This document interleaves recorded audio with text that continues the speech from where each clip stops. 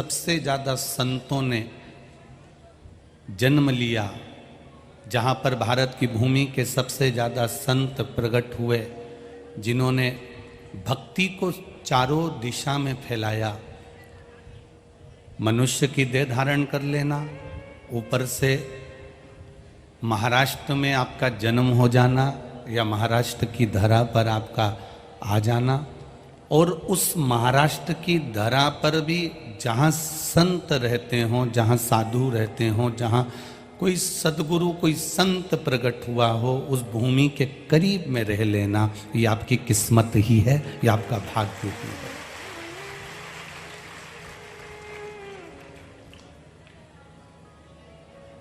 जब किसी अच्छी जगह पर जाओ ना, तो बड़े खुश होकर जाना कि हम अच्छी जगह पर जा रहे हैं, हमारा भाग्य प्रकट हुआ है, हमारा भाग्य प्रबल हुआ, इसलिए हम अच्छी जगह पर पहुंचे हैं। जब हम किसी श्रेष्ठ जगह पर जाएं, तो हमारे भाग्य की हमको सराहना होना चाहिए। अपने भाग्य को आप सराहिएगा कि हम कुछ अच्छी जगह पर पहुंचे हैं। श्री स्वामी समर्थ शिव महापुराण की कथा कहती है, श्री स्वामी समर्थ जी ने 8 वर्ष की आयु तक, 8 वर्ष की अवस्था तक कोई दूसरे शब्द का नाद नहीं किया था, केवल क्योंकि श्री स्वामी समर्थ शिव जी के ही एक अंश माने गए हैं, दत्त के ही एक अंश माने गए हैं, इसलिए उन्होंने 8 वर्ष तक, जन्म के 8 वर्ष तक केवल एक अक्षर बोला था, और वो ओम था। ओम के सिवाय उन्होंने 8 साल तक कुछ बोला ही नहीं, कुछ नहीं बोले, केवल एक अक्षर का नाद किया है, केवल एक अक्षर का उच्चारण किया, केवल एक अक्षर को उन्होंने पूछा, ओम अक्षर, ओम शब्द का नाद किया। ओम शब्द के सिवा उन्होंने कोई नाद नहीं किया।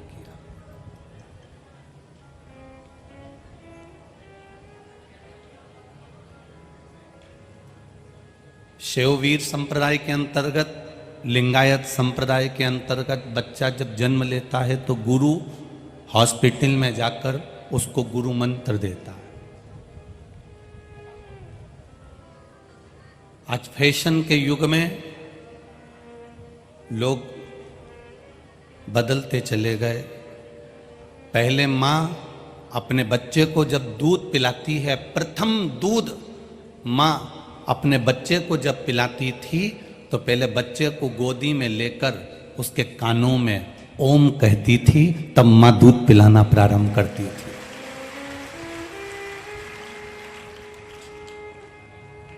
अब वो प्रथा कहां चली गई? अब वो प्रथा कहां गई? हम तो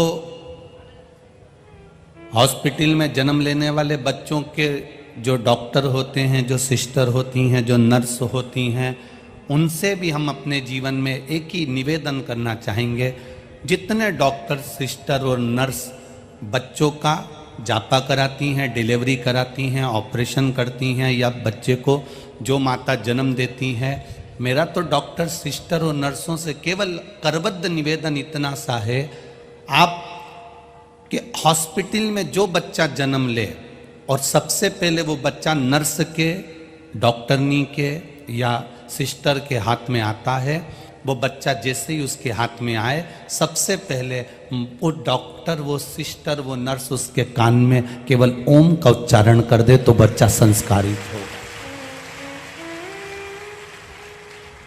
हमारे भारत की सभ्यता को, संस्कृति को हमें फिर बचाना।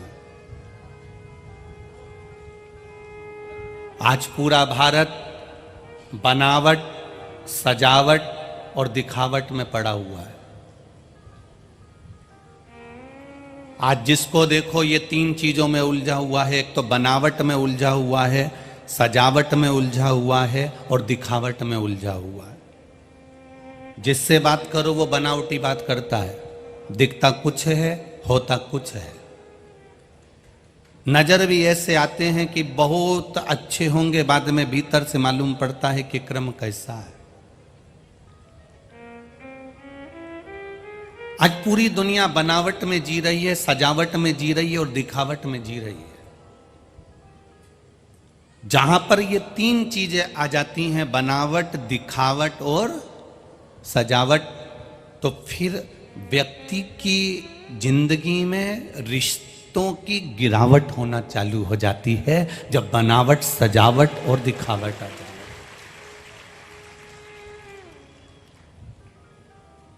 हम जैसे हैं वैसे क्यों नहीं रहते? हम अपनी जिंदगी को वैसे क्यों नहीं जीते जैसे हम हैं? कितना भी क्रीम लगा लोगे, क्या गोरे हो जाओगे रे? अरे बोलो तो जम के।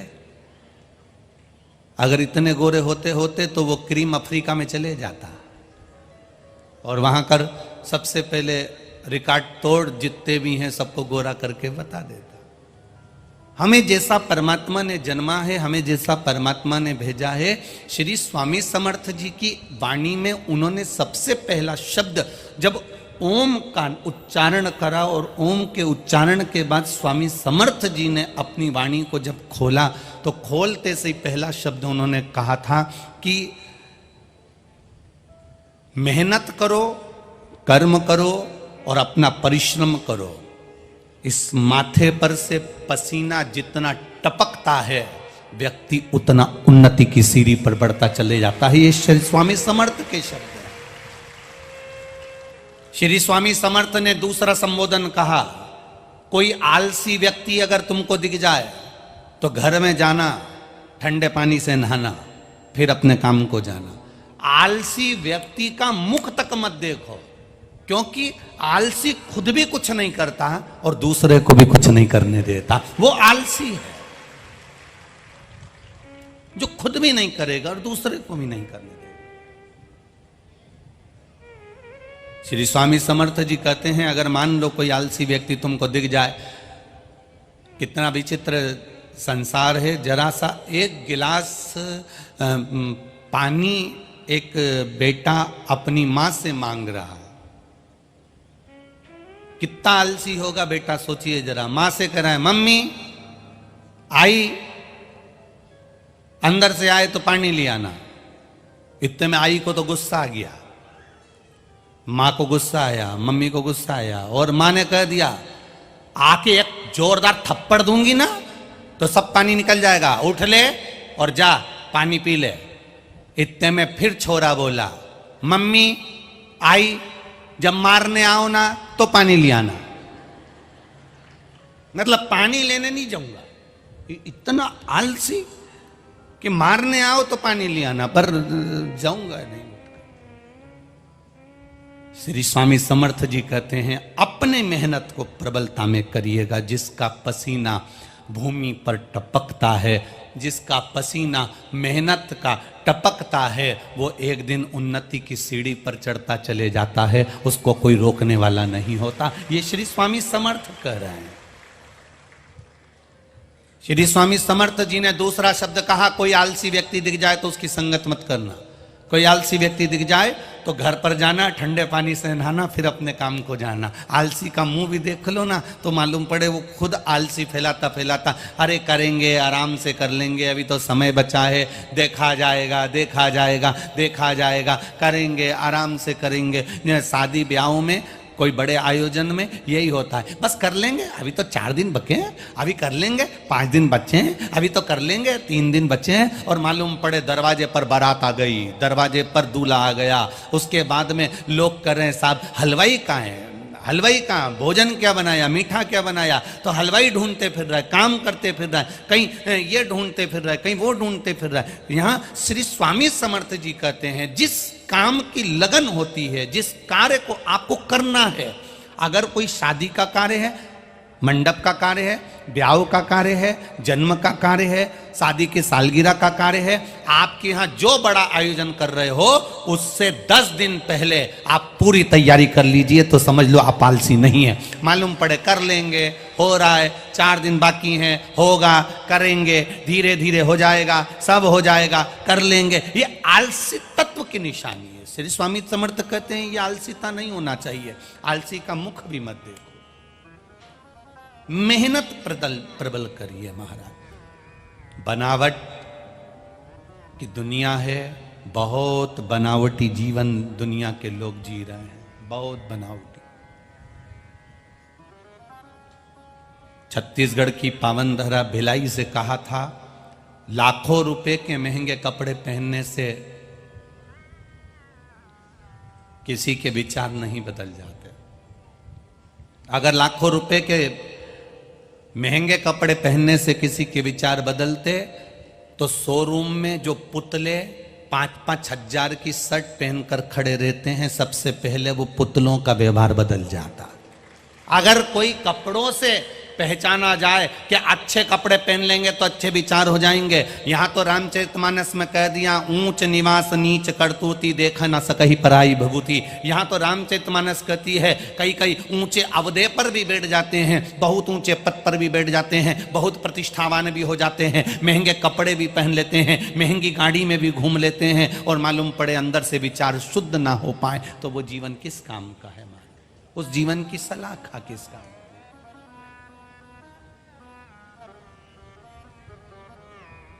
वो कहे कभी प्यासे को पानी लाया नहीं, पाद अमृत बहाने, बाद में अमृत पिला भी दो तो उसका क्या लाभ है महाराज? क्या काम का वो वैभव? माता पिता जिंदा हैं, माता पिता जिंदा है। अब ये देखिए बनावटी जीवन कैसा होता है। जैसे ही 4 लोग मिलने के लिए आए और हमने बनावटी जीवन जीना चालू कर दिया। हमारी मम्मी बहुत अच्छी हैं, बहुत जोरदार हैं, हमारे पिताजी जोरदार हैं, हम तो इनकी इतनी सेवा करते हैं, इनकी तबीयत खराब हो गई तुरंत हॉस्पिटल लेकर चले गए। हमने बनावटी जीवन जिया। और जब बनावटी जीवन में हम कुछ बनावट कर कर दिखाते हैं तो वो कार्य हमारा बिगड़ जाता है। बनावट से दूर रहना, बहुत बनावटी जीवन है महाराज। पहले लोग कचौड़ी समोसा खा लेते हैं, फल छोड़ देते हैं। तुम्हारे यहां जितने मेहमान आए उन मेहमान को देखना, उनके सामने फल काट के रख दो, सेव फल, उनके सामने पपीता काट के रख दो, उनके सामने तरबूजा काट के रख दो, उनके सामने खरबूजा काट के रख दो, उनके सामने केला काट कर रख दो, उनके सामने तुम अंगूर रख दो, और उनके सामने कचौड़ी समोसा पिज़्ज़ा बर्गर चाउमीन पानी पतासा ये सब चीज रख दो। तो मेहमान सबसे पहले फल नहीं खाएगा, खाएगा क्या? अरे बोलो, जम के बोलो, नहीं खाएगा। कचौड़ी समोसा बर्गर पिज़्ज़ा सब खा लेगा। पहले वो फल को त्याग देता है, कचौड़ी समोसा खा लेता है, कचौड़ी समोसा पिज़्ज़ा बर्गर आदि का आदि खाया और मालूम पड़े हॉस्पिटल में जाके जमा हो गया, हॉस्पिटल में भर्ती हो गया। अब हॉस्पिटल में भर्ती हुआ, उसको जितने लोग देखने के लिए आए वो साथ में फल की टोकरी लाए। अब फल की टोकरी लाए तो वो हॉस्पिटल में जो मेहमान देखने आए थे वो फल लाए थे, और घर के लोग उसी फल को छील छील के उसको हॉस्पिटल में खिला रहे थे। और जो फल की टोकरी लेकर आए थे वो बाहर हॉस्पिटल के बैठकर कचौड़ी समोसा खा रहे थे। अब तुम देखिए, जरा विचार करिएगा, उसने फल छोड़ा, कचौड़ी समोसा बर्गर पिज़्ज़ा खाया, हॉस्पिटल में गया, हॉस्पिटल में भर्ती हुआ, रिश्तेदार आए तो फल की, जम के बोलो जरा, टोकनी लाए, उसके रिश्तेदार फल लाए तो उन्होंने छील छील के उसको फल खिलाया। जो रिश्तेदार फल लाए थे वो ही हॉस्पिटल के बाहर बैठे बैठे इंतजार करते थक गए तो कचौड़ी और समोसा खा गए। अब वो हॉस्पिटल में जमा होंगे और ये फल किए टोकनी लाए। तो क्यों हम बनावटी जीवन को जिए? एक काम क्यों नहीं करते, जिस भोजन को कर कर हमारे बुद्धि निर्मल हो जाए, जिस भोजन को कर कर हमारा भाव निर्मल हो जाए, जिस भोजन को कर कर हमारी बुद्धि शुद्ध हो जाए, उस भोजन को क्यों नहीं करते? हमारे यहाँ शिव महापुराण की कथा कहती है, कभी मौका मिल जाए किसी संत के दरवाजे पर पहुंचो, शेगांव में पहुंचो, स्वामी समर्थ जी के यहाँ अक्कलकोट में पहुंचो, पैठन में एकनाथ जी के यहाँ पहुंचो, कभी पंढरपुर पहुंचो, कभी किसी संत के दरवाजे पर पहुंचो, रामकृष्ण परमहंस जी के यहाँ, मीराबाई के यहाँ, कर्माबाई के यहाँ, ध्रुव प्रहलाद के यहाँ, जगन्नाथपुरी में पहुंचो, द्वारकापुरी में पहुंचो, बद्रीनाथ जी में पहुंचो, रामेश्वरम में पहुंचो, सीहोर के कुबेरेश्वर धाम पहुंचो, चाहे उज्जैन के महाकाल पहुंचो, चाहे काशी के विश्वनाथ पहुंचो, तुम जहां जहां पर जाओगे, जिस तीर्थ में जाओगे, जिस संतों की धरा पर जाओगे, मेरा एक निवेदन स्वीकार कर कर जाना। जब तुम तीर्थ जाओ, गुरु के दरवाजे जाओ, संत के दरवाजे जाओ, तो होटल का भोजन मत कर कर उस गुरु के दरवाजे में भले जरा सी खिचड़ी मिल जाए, उसको खा लेना, वो ना जाने कितने रोगों को समाप्त कर देती। जगन्नाथपुरी में जाओ तो होटल का भोजन ना कर कर जगदीश का प्रसाद लेकर खा लेना, ना जाने कितने रोगों को ठीक कर देगा। द्वारकापुरी में जाओ तो द्वारकाधीश के दरवाजे का भोजन ग्रहण कर लेना, ना जाने कितने रोगों को ठीक कर देगा। हमारे विचार, हमारी बुद्धि, हमारी शुद्धता लेकर आती है। जैसा खाया अन्न, जम के बोलो, वैसा हो गया मन। जैसा पिया पानी और जैसा पिया दूध, वैसा बन गया बुद्ध। दूध से हमारी बुद्धि बनती है। गाय का दूध पीते थे तो गाय जैसे एकदम चटपट होते थे। गाय का बछड़ा कैसा होता है? गाय का बछड़ा, गाय ने जन्म दिया और बछड़ा उठ के खड़ा हो जाता है। गाय का बछड़ा बहुत देर तक जमीन पे नहीं पड़ा रहता, जन्म लेते से ही गाय का बछड़ा उठकर खड़ा हो जाता है। और भैंस का, जिन जिन के यहां भैंस है उनसे पूछना, भैंस का छोरा छोरी होए, भैंस का पाड़ा होए, भैंस का बछड़ा होए, तो वो इतनी जल्दी उठ जाता है क्या? उसको उठने में पूरा दिन लग जाता है, तब जाकर भैंस का बच्चा उठ पाता है। शिव पुराण कहती है, जिसने गर्भ अवस्था में बच्चा है और गाय का दूध थोड़ा सा भी शंकर भगवान को समर्पित कर कर पिया है, उसका बच्चा तुरंत चलने के लिए जागरूक हो जाता है। और जिसने गर्भ अवस्था में बच्चा है और भैंस का खूब दूध पिया, तो उसकी औलाद उठती नहीं, पक्की आलसी। इसलिए हमारे यहां कहावत है, भैंस के आगे, अरे तुम्हें मालूम है रे अकोला वालों? अरे वाह, बहुत जोरदार। क्या कहावत है? भैंस के आगे बीन बजाना। अब तुम भैंस के आगे कितनी भी बीन बजा लो तो वो सुनेगी क्या? हारन दिए जाओ, सुनेगी क्या? भैंस के आगे कितनी भी बीन बजाओ, वो सुनती नहीं है। उसी तरह कोई, जब हमारे घर के बच्चे जन्म लेते हैं और जन्म लेने के बाद उनसे कहो, ले पढ़ाई कर ले, ले पढ़ ले, ले चल चल, ले मैं तुझे ये कर दूं, ले मैं तुझे कपड़ा पहना दूं, ले मैं ऐसा कर दूं, ले मैं वैसा कर दूं, पर तुम भैंस के आगे कितनी भी बीन बजा लो, क्योंकि उसने गर्भ के समय पर भैंस का दूध पिया है, तो औलाद में थोड़े से भैंस के लक्षण आ गए। इसलिए वो लक्षण आए तो इसलिए वो औलाद भी ऐसी कैसी भैंस जैसी पड़ी रहे, मोबाइल चलाती रहेगी पर हिलेगी नहीं। तुम कितनी बीन बजा लो, तुम कितनी बीन बजा। इसलिए हमारा सनातन धर्म कहता है, गौ माता का दूध भले 1 चम्मच हो, शिव जी को चढ़ाकर अगर आचमन कर लिया तो वो ना जाने कितने दोषों को समाप्त कर देता है, ना जाने कितने दोषों को समाप्त कर देगा। गौ माता के दूध में वो तत्व होता है, गौ माता के दूध में वो सूर्य की किरण होती है, गौ माता के दूध में वो स्वर्ण होता है, गौ माता के दूध में वो एनर्जी होती है, गौ माता के दूध में वो औषधि होती है, गौ माता के दूध में वो पावर होता है कि माता के गर्भ में रहने वाला बच्चा, जब माँ गाय का दूध 1 चम्मच भी पीती है और गर्भ में बच्चा होता है, तो वो बच्चा कभी विकलांग पैदा नहीं होता, वो चलता फिरता आनंद करने वाला होता है।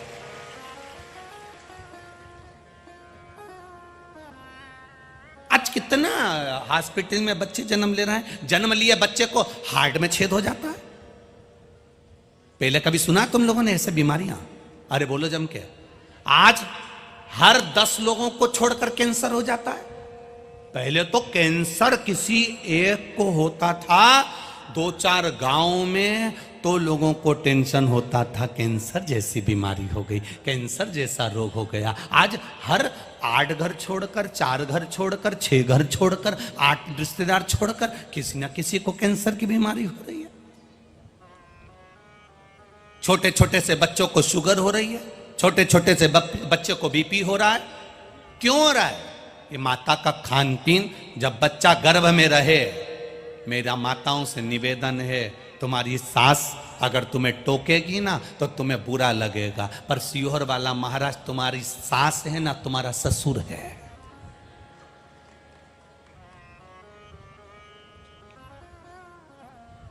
हम तो कह सकते हैं जब बच्चा गर्भ में रहे पिज्जा खाने मत जाना, जब बच्चा गर्भ में रहे चाउमीन खाने मत जाना, जब बच्चा गर्भ में रहे सैंडविच खाने मत जाना, जब बच्चा गर्भ में रहे होटल में खाने मत जाना, जब बच्चा गर्भ में रहे तो एक बार शेगांव में जाकर गजानन भगवान का प्रसाद खाकर आना। जब तुम्हारा बच्चा गर्भ में रहे तो एक बार शेगांव से ले जाना, गजानन महाराज के दरवाजे पर लाइन लगाना, भोजन की एक थाली लेना, प्रेम से भोजन ग्रहण करना, जय गजानन करते करते जब भोजन करोगे, गर्भ से जन्म लेने वाला बच्चा भी तुम्हारी सेवा करने की तल्लकता रखेगा और वो तुम्हारी सेवा करेगा, क्योंकि संस्कारवान होगा। अब गर्भवती नारी को पति हॉस्पिटल दिखाने ले गया तो गर्भवती नारी ने कहा मेरा मन बहुत कर रहा है, पानी पतासा खा लूं, पानी पूरी खा लूं। अब वो पानी पूरी खाने के लिए गई और मालूम पड़े उसने दोना पकड़ा दिया, पहले ही गर्भ में बच्चा और उसने हाथ में पकड़ा दिया कटोरा। तो औलाद भी ऐसी पैदा हुई, दिन भर भीख मांगे, 5 रुपए दे दे, 10 रुपए दे दे, 5 रुपए दे दे, क्योंकि गर्भ में बच्चा था। और पानीपुरी वाले ने, बोलो जम के बोलो, सीहोर वाला महाराज कोई गलत कह रहा है क्या? वो पानीपुरी वाले ने दोना पकड़ाया, प्लेट पकड़ाई, कटोरा पकड़ाया और तुम्हारी आदत हो गई। अब गर्भ से बच्चा, सिर पे पल्लू, भीख मंग मंग के खाओ। और पानी पूरी वाले को भी पाँव में खुजाल चल रही, और पाँव में खुजाल, और इसने कहा पानी पूरी ने खुजाल के का हाथ और जो दिया, और ये खाती खाती बोली पानी में बहुत स्वाद, ऐसा स्वाद तो घर में भी नहीं आए, क्योंकि घर में खुजाल का पानी नहीं दिया जाए। अब उस स्वाद, और मालूम पड़े पानी पूरी वाले को हो गई सर्दी। अब फिर आन दो पानी में स्वाद, फिर आया पानी में स्वाद, कई स्वाद आ रहा जोरदार। अब इनके क्या मालूम कि इसमें एक्स्ट्रा आइटम डला है, अब इनके क्या मालूम कि मैं कुछ आइटम अलग से डल गया तो स्वाद तो आए।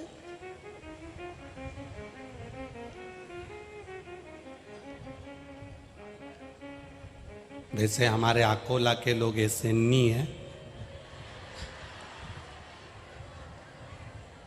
वो तो हम हमारे मोहल्ले की बात कर रहे हैं।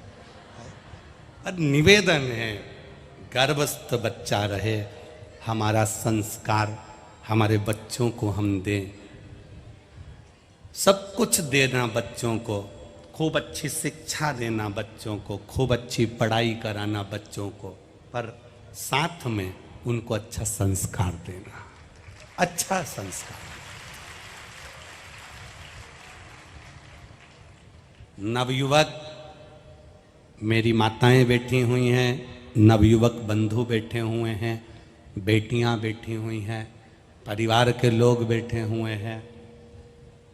आप एक नियम बनाना, पति कहे कि चल मैं तुझे गर्भस्थ के समय पर चाउमीन खिला लाऊं, पिज़्ज़ा खिला लाऊं, तुम दिल से कहना आज मेरा मन कर रहा है, चलें अक्कलकोट, चलें शेगांव, चलें राजराजेश्वर का दर्शन करने, वहाँ पर जो भोजन मिलेगा, वहाँ जो प्रसाद मिलेगा, वो मेरे बच्चे की जिंदगी सवार है।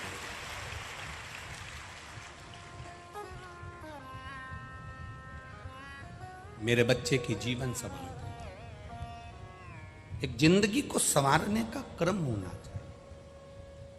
ये कहीं से मिलेगा नहीं आपको, संस्कार आपको खुद देना पड़ेगा। बनावट की जिंदगी से दूर हो जाओ। बनावट, सजावट और जम के बोलो जरा, दिखावट, ये जिंदगी से दूर हो गए तो फिर जीवन एक आनंद की ओर चलेगा। दूसरा समय आ गया लोगों का सजावट का, सजा रहे, सजा रहे। अब सजाने को तो लोग मुर्दे को भी सजाते हैं। बोलो सजाते कि नहीं सजाते? उसको भी नहला देते हैं, कपड़े पहना देते हैं, माला पहना देते हैं, चंदन लगा देते हैं। सजावट की जिंदगी जी रहा। आदमी कितना दुखी है ये कोई नहीं समझ सकता।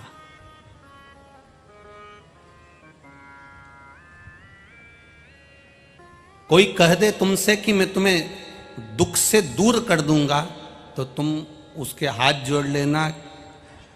शिव महापुराण की कथा कहती है कि संसार में जिसका जन्म हुआ है, पृथ्वी पर जो पैदा हुआ है, उसके साथ दुख चलकर आया।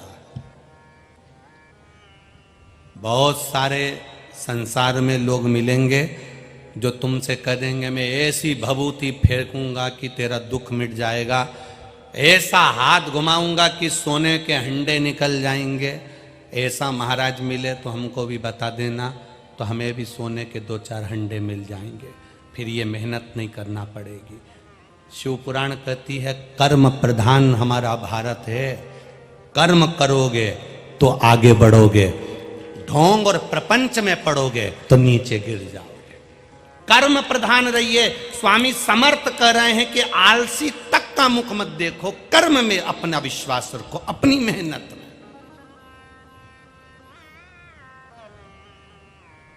तुम अगर मेहनत नहीं करते तो तुम कथा के पंडाल तक भी नहीं पहुंचते। 3 किलोमीटर 2 किलोमीटर दूर गाड़ी को रोका जाता है।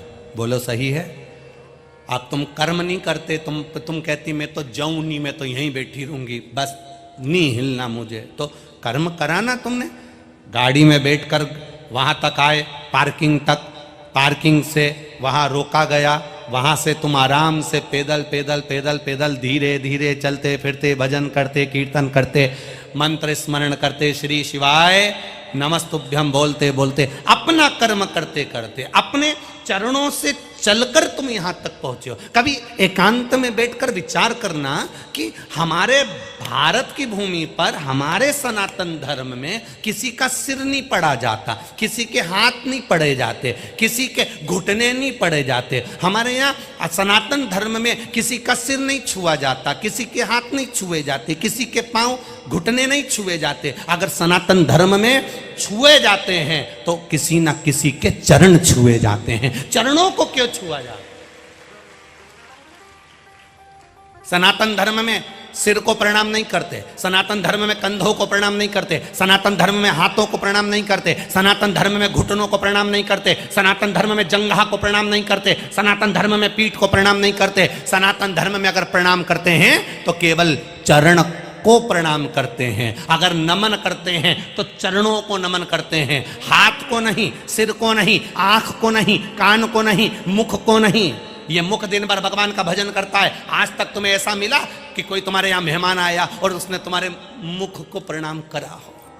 नहीं। जो भी प्रणाम करेगा चरण को प्रणाम करेगा, जो भी प्रणाम करेगा वो चरणों को करेगा। क्यों?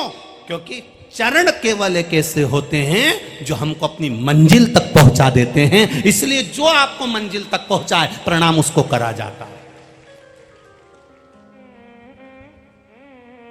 जो आपको मंजिल तक लेकर जाए उसको नमन किया जाता है, जो आपको मंजिल तक पहुंचाए प्रणाम उसको किया जाता है, जो आपको मंजिल तक ले जाकर पहुंचा दे प्रणाम उसको किया जाता है। हाथों को प्रणाम नहीं करते, आंखों को प्रणाम नहीं करते, श्रवण शक्ति को प्रणाम नहीं करते, मुख की वाणी को प्रणाम नहीं करते, सिर को प्रणाम नहीं करते, कंधों को प्रणाम नहीं करते, पीठ को, वक्षस्थल को प्रणाम नहीं करते, कमर को, नाभि को प्रणाम नहीं करते, जंघा को, घुटने को प्रणाम नहीं करते। प्रणाम केवल उन चरणों को करा जाता है जो चलकर मंजिल तक लेकर जाते हैं। उनको छुआ जाता है कि आपके चरण ने इतनी ऊंची मंजिल छू ली, ऐसा आशीर्वाद देना कि हम भी उस मंजिल तक पहुंच सकें। इसलिए चरणों को प्रणाम करते हैं, उस मंजिल तक पहुंचे हम।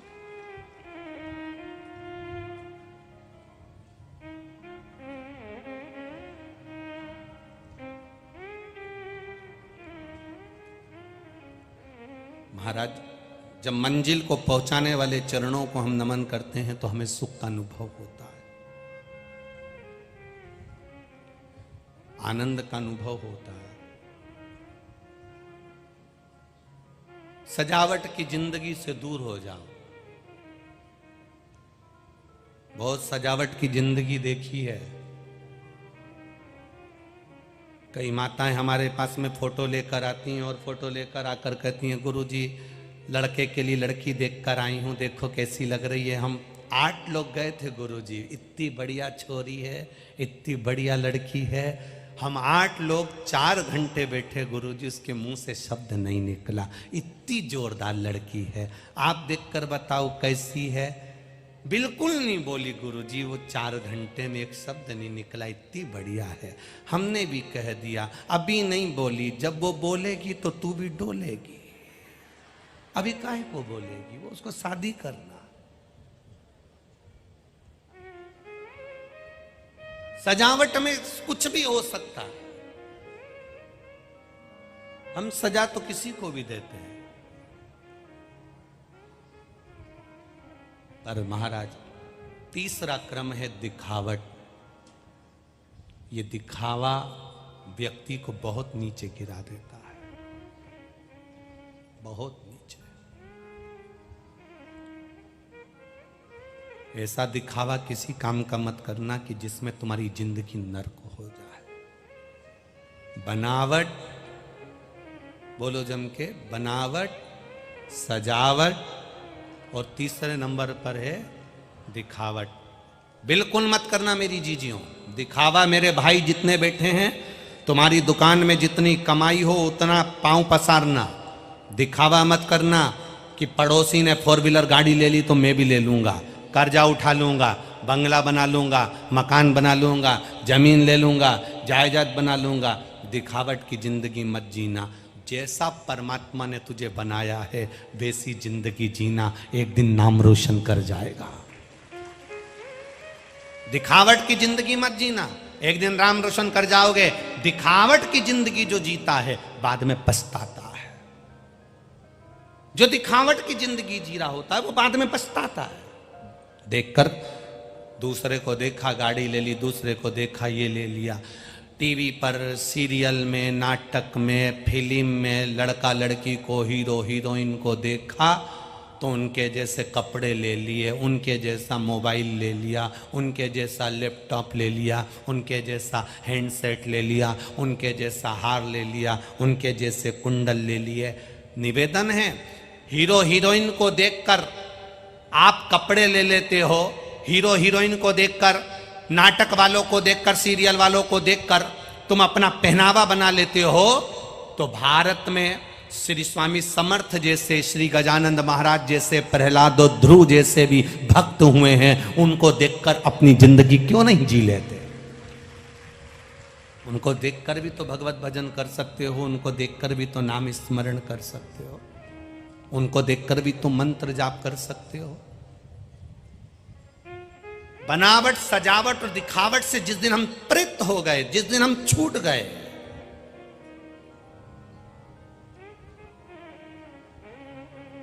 कितना कितना दिखावा संसार में भरा हुआ है।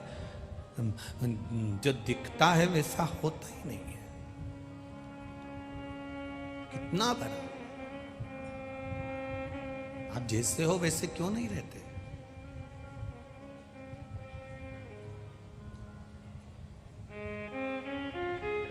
परम पूज्य राम कथा के रसिक आदरणीय प्रेम भूषण जी एक बात कहते हैं, हम राम जी के हैं और राम जी हमारे हैं। हम जैसे हैं वैसे हम परमात्मा के रहें। उसमें कोई बदलाव मत लाना, कोई बदलाव नहीं। करे बनावट दुनिया करे जितनी करे, सजावट करे दुनिया जितनी करे, और दिखावट करे दुनिया जितनी करे। जो रसगुल्ला खाकर शादी में जाते हैं, जब छोरा छोरी के तलाक की बात आती है या घर में परिवार में विवाद होता है, जितने लोग रसगुल्ला खाकर गए हैं वो एक भी तुम्हारे बुरे समय में खड़ा नहीं होता है। जिन लड़का लड़की का तलाक चल रहा है, अदालत में केस चल रहा है, विवाद चल रहा है दूल्हा दुल्हन का, पति पत्नी का, जिनकी शादी में 500 लोग आए थे, जिनकी शादी में 700 लोग आए थे, पूछा जाता है कितने लोगों का रिसेप्शन है, कितने लोग आएंगे? 500 आदमी का है गुरुजी, 700 आदमी का है गुरुजी, 1000 आदमी का है गुरुजी। रिसेप्शन में 500 आदमी बुलाए गए, मौसी चाची काका नाना बुआ फूफा सारे रिश्तेदार बुलाए गए। जब तुम्हारे घर में विपदा आती है, लड़का लड़की का संबंध टूटने का समय आता है, अदालत में जाकर खड़े होते हो, जिनको तुमने रसगुल्ला खिलाया, इतना बड़ा बड़ा गिफ्ट देकर भेजा, अच्छी अच्छी साड़ी दिलाकर तिलक करके लिफाफा देकर भेजा, उसमें से कितने लोग तुम्हारी विपदा की घड़ी में खड़े होते हैं? है कोई खड़ा होने वाला? जिनको लिफाफा देकर भेजा, जिनको गिफ्ट देकर भेजा, जिनको रसगुल्ला देकर भेजा, 400 रुपए की प्लेट का खाना खिलाकर भेजा, 700 रुपए की प्लेट का खाना खिलाकर भेजा, नाश्ता 300 रुपए का खिलाकर भेजा, चाय कॉफी पिलाकर भेजा, एक वेटर नौकर लगा रहा, खूब बड़ा रिसोर्ट करा, शादी में करोड़ों का खर्चा करा। जब लड़का लड़की का संबंध बेकार होता है, आपस में विवाद होता है, अदालत में बात पहुंचती है, जितने लोग खाकर गए हैं वो सब जब संबंध बिगड़ता है तब अपने अपने घर में बैठकर कहते हैं अच्छा है, होने दो, ऐसा ही होने दो, ऐसा ही होने दो। खूब उचक रहे थे, खूब हराम का आ रहा था, अब मिली शेर पे सवा शेर, लोग ऐसा कोसते हैं। तो उससे अच्छा है, बड़ा रिसोर्ट करने से अच्छा है, 500 रुपए की प्लेट का भोजन कराने से अच्छा है, 500 रिश्तेदार बुलाने से अच्छा है, शेगांव में जाकर गजानन बाबा को रिश्तेदार बनाकर उसके सामने विवाह कर दो। किसी मंदिर में पहुंचकर भगवान के सामने विवाह करो। जब भगवान के सामने भावर पड़ेगी, भगवान के सामने संबंध होगा। ये बड़े बड़े रिसोर्टों में बड़ा बड़ा पैसा जो जाता है, ये धीरे धीरे जब कंट्रोल होने लगेगा। गरीब आदमी शादी करने में डरता है, क्योंकि एक अच्छे कुल के लड़के की जब शादी होती है, लड़की की शादी होती है, 10 तरह का मीठा बनता है, 25 तरह का नमकीन बनता है, सारी तरह की स्टॉल लगते हैं। खाते कितना हो? एक व्यक्ति कितना खाएगा? जरा सा लेगा प्लेट में खाएगा फेंकेगा, जरा सा लेगा चखेगा फेंकेगा, जरा सा लेगा प्लेट में फेंकेगा। उस बाप से पूछो जिस बाप ने 1-1 रुपया जोड़कर बैंक में जमा कर कर अपनी बेटी की शादी करी होती है, उसको मालूम होता है एक प्लेट की कीमत क्या होती है। विचार करें, ये बनावट की, दिखावट की, सजावट की जिंदगी से दूर क्यों नहीं हो रहे हम? कितने दिखावट में पड़े, कितने।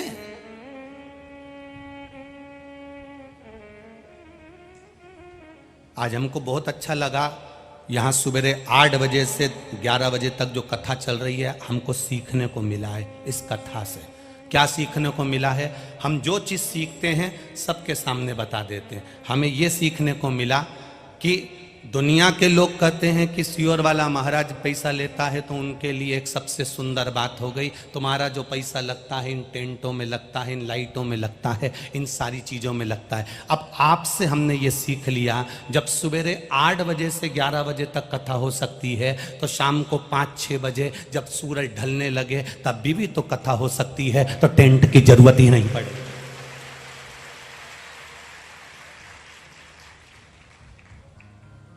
फिर क्या जरूरत? किसी चीज की जरूरत नहीं पड़ेगी। आसमान खुला, मंच खुला, और उस मंच पर व्यासपीठ पर केवल शिव के ऊपर एक छोटी सी छाया, बाकी के जहां बैठो तहां बैठकर कथा का आनंद लो, अपना सुख ग्रहण करो और अपने जीवन को आनंद पाओ। सीखने को मिला, ये सीख है हमारे लिए कि सब कुछ हो सकता है। लोगों ने कहा था सवेरे 8 बजे अकोला में चिड़िया उड़ेगी, आकोला से 10 किलोमीटर दूर कथा, आकोला वाले ही नहीं उठते 7-8 बजे तक, तो दुकान खुलती 9-10 बजे आकोला वालों की, तो कौन आएगा कथा में? ये कल कथा में 9 लाख से ऊपर लोग थे, 9 लाख से ज्यादा भक्त, और आज भी पूरे पंडाल भरे पड़े हुए हैं, यहां से लेके वहां तक सब भरा पड़ा। ये तुम्हारी विश्वास और श्रद्धा है।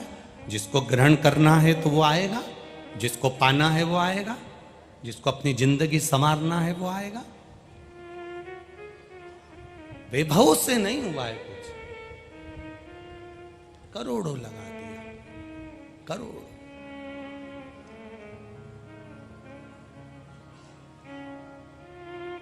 कितना लगा दिया इस शरीर पर भी हमने। ईमानदारी से बोलो, तुमने अपने शरीर पे कितना खर्च करा?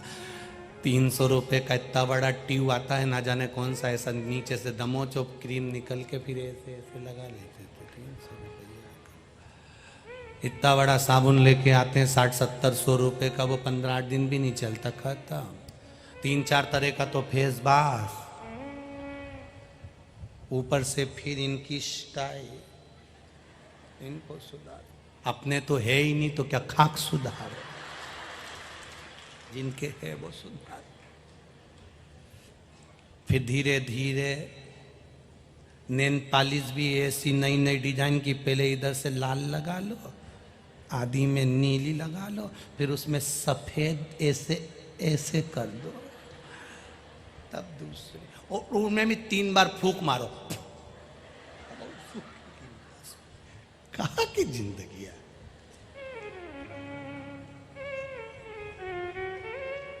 हम तो कई लोगों से कहते हैं, जितना समय तुम दर्पण के सामने निकालते हो ना, उसमें से आधा समय भी भोलेनाथ जी के पास निकाल लो, जिंदगी संवर जाए तुम्हारी, संवर गई जिंदगी। जितना दर्पण के सामने खड़े हो, जितनी देर तुम दर्पण के सामने अपना जीवन निकालते हो, दर्पण के सामने आप 5 मिनट खड़े हो, श्रृंगार कर रहे हो, 5 मिनट में से 2.5 मिनट आप भोलेनाथ को दे दो, बस बहुत उतना। और ये श्रृंगार और श्रृंगार में अंतर देख लेना। क्रीम की चमक 6 महीने, 8 महीने, 4 महीने, 2 दिन, 15 दिन रहती है। अच्छे कर्म की चमक मरते दम तक रहती है, मरते दम। वो चमक खत्म नहीं होती।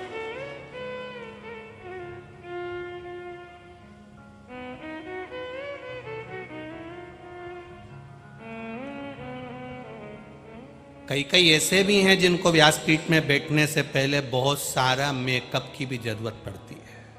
कई लोग इस पे भी बैठते हैं तो उससे पहले पार्लर मार्लर वाले भी आके उनका डेंटिंग पेंटिंग करें, तब वो फिर व्यासपीठ पे पहुंचे। फिर स्टाइल में खूब जोरदार कथा।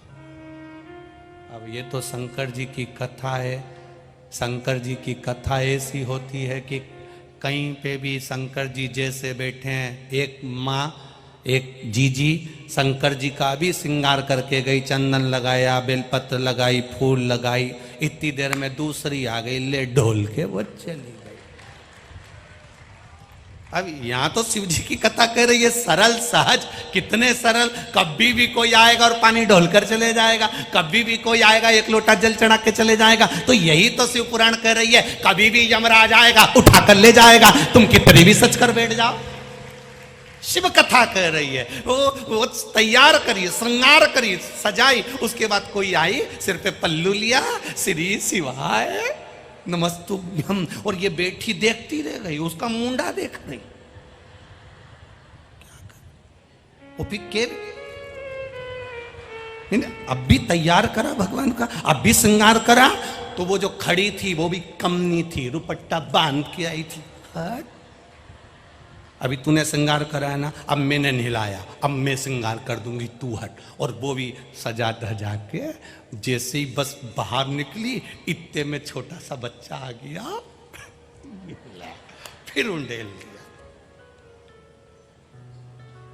समय नहीं शिव के जल का। भजन का कोई समय नहीं होता, भगवान को रिझाने का कोई समय नहीं होता, शंकर भगवान के मंदिर जाने का कोई समय नहीं होता, शिव को रिझाने का कोई समय नहीं होता। उसी तरह मौत का भी कोई समय नहीं होता, कभी भी आ जाती है, किसी भी पल, किसी भी घड़ी, किसी भी क्षण आ जाती। आप दिखावट की जिंदगी से दूर क्यों नहीं होते? अरे जैसे हो ना वैसे रहो, जैसे हो वैसे रहो, खूब मस्त जिंदगी जियोगे।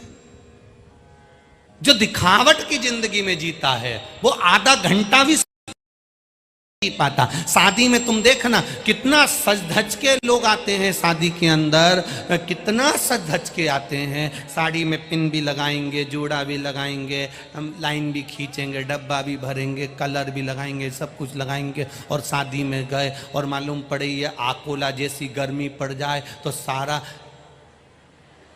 दिल के अरमान आंसुओं में बह गए, सब करे रहेगा।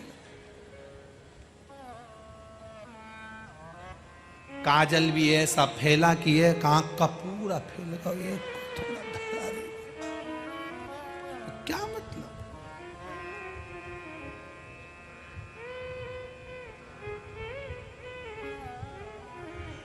क्या विचार कर? इसीलिए शिव पुराण बड़े भाव को व्यक्त करते हुए कहते हैं, महाराज दिखावट की जिंदगी से दूर हो जाओ, बनावट की जिंदगी से दूर हो जाओ, सजावट की जिंदगी से दूर हो जाओ। हम आपसे ये कभी नहीं कहेंगे कि अपना घर परिवार छोड़ दो, हम इतना जरूर कहेंगे उनके साथ में रहो, उनके साथ। पहाड़ पर बैठकर कोई भी तप कर सकता है, पहाड़ पर बैठकर कोई भी संत बन सकता है, गंगा यमुना सरयू कावेरी मंदाकिनी के तट पर बैठकर कोई भी तप कर सकता है। दुनिया का सबसे बड़ा तप होता है गृहस्थाश्रम में, घर में 4 लोगों के बीच में रहकर अगर तुम्हारा धैर्य पक्का है, तुम्हारे मुख पर गाली नहीं आ रही, अपशब्द नहीं आ रहे, क्रोध नहीं आ रहा, तो समझ लो कि तुम्हारे बराबर दुनिया में कोई तपस्वी नहीं है, कोई योगी, कोई साधक नहीं है। पर्वत पे बैठकर तो कोई भी तप कर सकता है, पहाड़ पे बैठकर तो कोई भी भजन कर सकता है।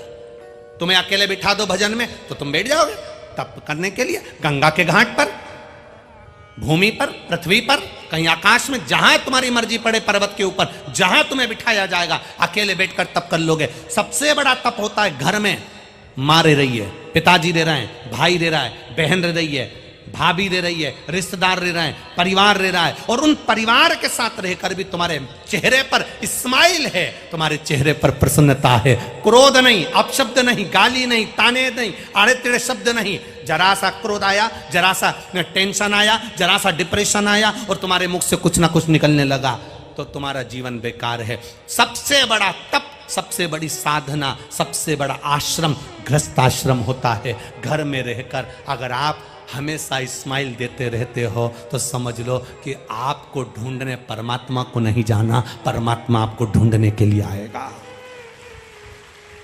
आप घर में रहकर इतने प्रसन्न क्यों नहीं रह पाते, इतने खुश क्यों नहीं रह पाते? आपकी प्रसन्नता कहां जा रही है? आपकी स्माइल कहां जा रही है?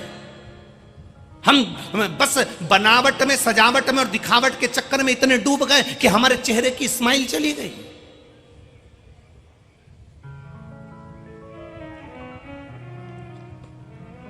आज का व्यक्ति केवल मोबाइल में जब सेल्फी लेता है तब मुस्कुराता है, बाकी के समय तो रोता ही रहता है। जब सेल्फी लेगा तब मुस्कुराएगा, बाकी के समय तो उससे पूछो तो पूरी जिंदगी रोते रोते निकल रही है, बस सेल्फी में मुस्कुरा रहा। जो सेल्फी में मुस्कुराना जानता है ना, वो सही ढंग में भी मुस्कुरा सकता है। अगर अपनी जिंदगी को सही जीना सीख ले तो मुस्कुरा सकता। जो जिंदगी भर रोता है, शिव महापुराण की कथा कहती है, भगवान शंकर पार्वती जी से कह रहे हैं, सुनो पार्वती, जो हमेशा रोना रोता रहता है, मेरी दुकान नहीं चल रही, मेरा घर में ये हो गया, परिवार में ये हो गया, बेटे को ये हो गया, बेटी को ये हो गया, जो जिंदगी भर रोता रहता है, भगवान शंकर पार्वती जी से कहते हैं दिन भर में सरस्वती एक बार मुख से निकलती है। जो दिन भर रोता है, किसी ना किसी चीज के लिए रोता ही रहता है, वो पूरी जिंदगी रोते रोते ही निकालता है। जो दुख आने पर भी कह दे कि परमात्मा है, भोलेनाथ जी बैठे हैं, मुझे टेंशन नहीं है, तो वो अपनी जिंदगी को खुश होकर जी लेता है। फिर उसको दुख नहीं झेलता, फिर उसको दुख नहीं। कितना एक भील की कथा आती है शिव पुराण के अंतर्गत। एक भक्त भील था जिसका नाम था चंड, चंड भील।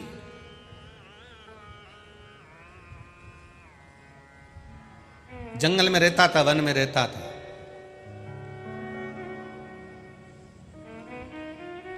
जंगल में रहता, वन में रहता, और वन में रहते रहते रहते रहते एक बार निकल के जा रहा था तो उसको टूटा हुआ खंडेरा शिवालय दिखा। शिवालय मतलब शंकर का मंदिर, टूटा हुआ। जब टूटा हुआ खंडेरा दिखा, शिवालय दिखा, तो वो शिवालय में गया। उसने देखा यहां शंकर जी हैं, शंकर भगवान का शिवलिंग रखा हुआ है। चंड भील ने देखा यहां पर कोई पूजन करने वाला नहीं, आराधना करने वाला नहीं, कोई नमन करने वाला नहीं, कोई प्रणाम करने वाला नहीं। तो चंड भील ने वो शंकर भगवान के शिवलिंग को कंधे पर उठा लिया और उठाकर लेकर अपने घर चले गया। घर पर गया तो घर में झोपड़ा, कोई इतना बड़ा मकान तो नहीं था, कोई बड़ा भवन तो था नहीं, कोई बड़ा महल तो था नहीं भील का।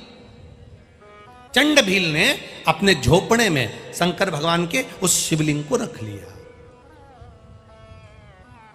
अब चंड भील गांव के बुजुर्ग के पास गया और बुजुर्गों से पूछा कि शंकर जी की सेवा कैसे करते, शिवलिंग की सेवा कैसे करते। तो चंड भील को कहा गया कि शंकर जी को चाहिए क्या, पानी चढ़ा दो, चिता भस्म चढ़ा दो और बेलपत्र पुष्प चढ़ा दो। कि चिता भस्म क्या होती है? चिता भस्म मतलब जब मुर्दा जल जाता है उसकी जो भस्म होती है वो चिता भस्म कहलाती है।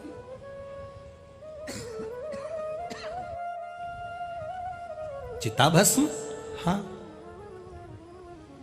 चंड भील ने नियम ले लिया, मेरे गांव के बुजुर्ग ने जो बताया है, जल चढ़ाऊंगा, फूल चढ़ाऊंगा, बेलपत्र चढ़ाऊंगा, चिता भस्म चढ़ाऊंगा। चंड भील गया, शमशान में पहुंचा, चिता भस्म भर के एक पोटली ले आया, घर में रख ली, शंकर जी की पूजन करने लगा। उसको नहीं आता था, किसी ने बताया, वैसा कर दिया।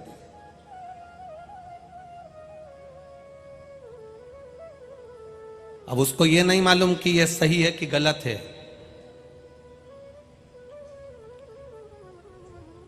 एक होते हैं वेद, एक ब्राह्मण बड़े विद्वान, बहुत प्रबल विद्वान, वो मंदिर में पूजन कर रहे हैं और शंकर भगवान के लिए वेद ध्वनि कर रहे हैं, मंत्रों का उच्चारण कर रहे हैं, खूब भगवान को रिझा रहे हैं।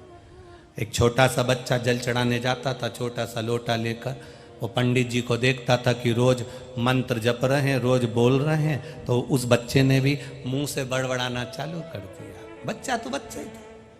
अब पंडित जी मंत्र बोल रहे थे, ये चालू हो गया है, A for apple, B for ball, C for cat, D for dog. चढ़ा। पंडित जी ने चिल्ला दिया, पागल हो गया, मूर्ख हो गया, मेरी नकल कर रहा है, मैं मंत्र पढ़ रहा हूं, तू A for एप्पल पढ़ रहा है, B for बॉल पढ़ रहा है। उसने कहा अंकल, अब उसको नहीं मालूम पंडित जी हैं, अंकल मुझे ये मंत्र नहीं आते, इसलिए मैं शंकर जी को बस यही बोल रहा हूं। अंग्रेजी में भगवान को रिझा रहा है। फिर दूसरे दिन गया तो वो हिंदी सीख गया। आ से अनार का, का से कबूतर, खा से खरगोश, बा से बकरी, गा से गमला, घा से घड़ी, डा से ढक्कन, डा से डम।